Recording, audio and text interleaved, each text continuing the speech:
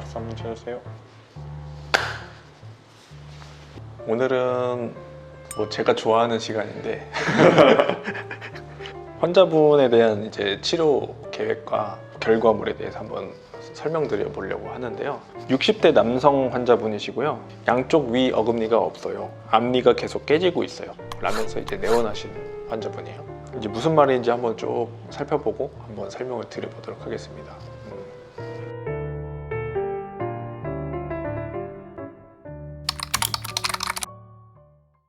이 환자분에 대해서 설명을 드리기 전에 어금니가 많이 없을 때 혹은 치아가 전체가 다 없을 때 우리 얼굴이 어떻게 변할 수 있는지에 대해서 좀 설명을 드리려고 하는데요. 이제 이가 완전히 없는 거를 이제 무치약이라고 하는데 치아가 없는 턱이라고 그냥 지적하면 되겠어요. 이 무치약의 특징이 있어요. 특징이요? 특징.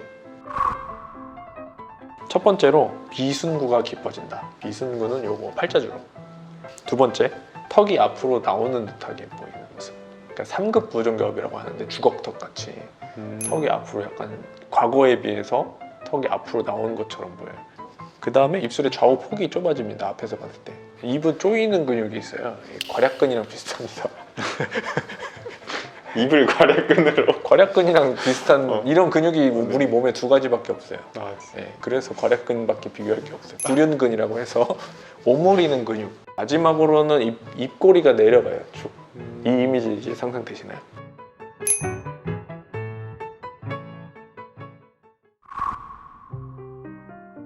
어느 날 갑자기 이런 안모 변화가 생기는 게 아니고 서서히 일어나요. 그냥 한두 개 빠지는 거는 괜찮으니까 임플란트 시술을 안 하고 지내시다가 서서히 조금씩 변화가 있는 거죠. 얼굴이 변할 수도 있다는 거를 자체를 이제 모르실 수도 있어요. 근데 실제로는 얼굴이 좀 변하거든요.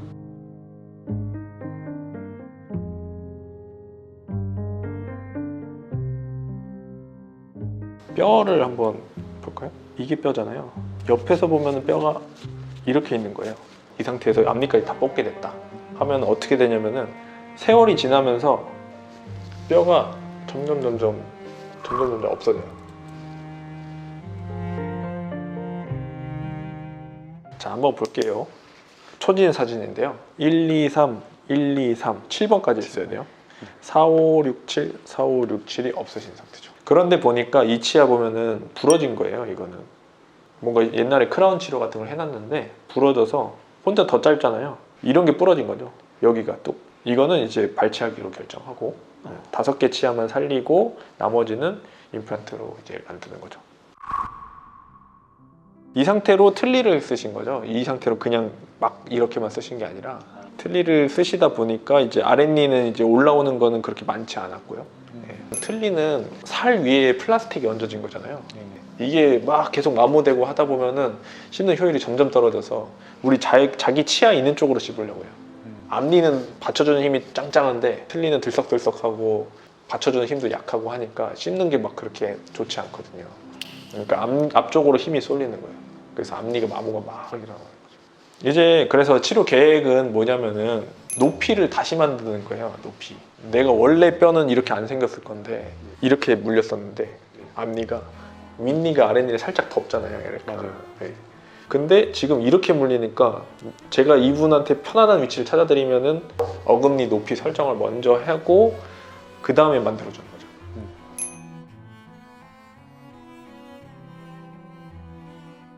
그래서 앞니는 전부 다 크라운 치료를 하면서 높이를 높여주고 어금니는 이제 8개죠. 4개 치아를 이제 임플란트로 수복하는 계획을 세웁니다.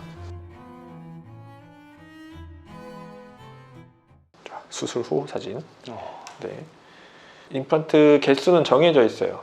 4개 다 들어갈 필요 없고요. 5개 다 들어갈 필요 없는데 1, 2, 3, 4, 5번 띄고 6, 7.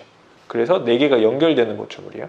어떻게 그래요? 3개인데 3개를 가지고 브릿지를 만드는 거죠. 그러니까 이어진 걸 이제 다리 놓는다고 해서 브릿지라고 하는데 이게 나사처럼 생겼잖아요. 나사 반대 방향으로 돌아가면은 풀려요.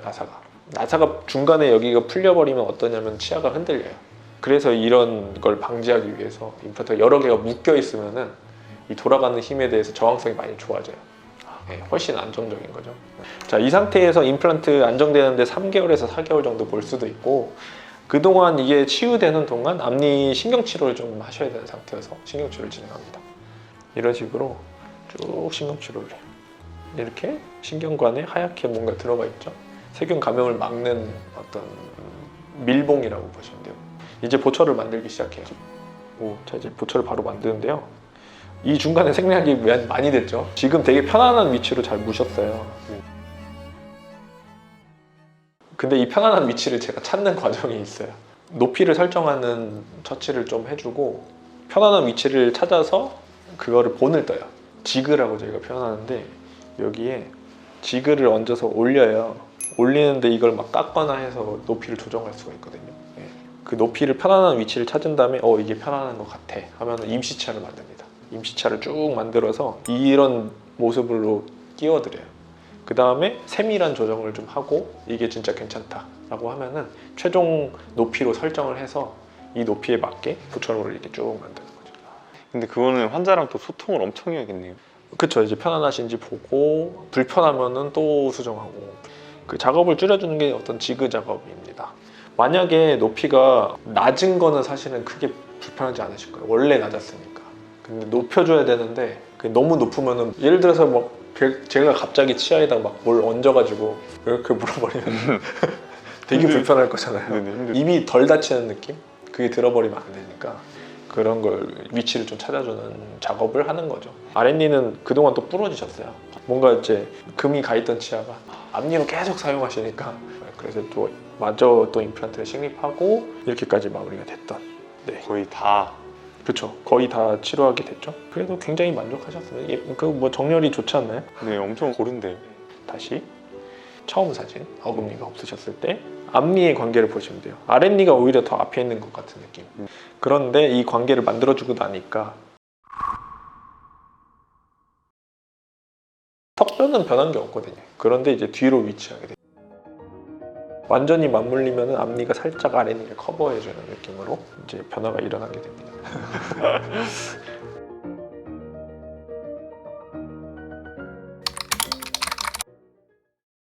오늘은 어금니가 많이 없을 때 얼굴에 어떤 변화가 있는지 좀 알아보는 시간을 가졌고요. 종종 이런 식으로 저의 실제 치료 증례를 좀 보여드리면서, 그리고 관련 주제에 대해서 좀 자세하게 설명드리는 시간을 가져보고자 합니다. 댓글로 궁금한 거 있으시면은 뭐 적극적으로 남겨주시고요. 더 늦기 전에 이제 적절한 치료를 받으실 수 있도록 하시면은 좋을 것 같습니다.